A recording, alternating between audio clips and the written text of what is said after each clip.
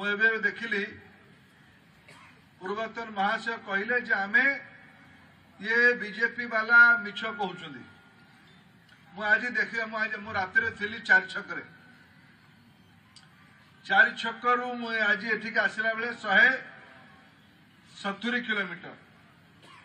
170 kilometre हम 120 kilometre देकी आसली 120 kilometre रे मु विभिन्न जगार मनीष गली गला भाया पाइप सब पड़ी देखिक आसली आप देखी कि नहीं देखिले ना बोले पचरा कल पाइप कौन प्रद्युम्न भाई ने पचारि सुकांत भाई मो सांगे दिल पचारि ना यहाँ महानदी नयागढ़ जिलू पानी आसब भंजनगर अंचल को पानी आसला आसला कि भाई मैंने पानी सी पाइप बाटी पानी आसी कि 24 वर्ष रहा जो मैंने यहाँ कुआड़े पूर्वतन मुख्यंकर पूर्वज मानकर जन्मस्थान है ना ये भंजनगर जन्मस्थान ना नहीं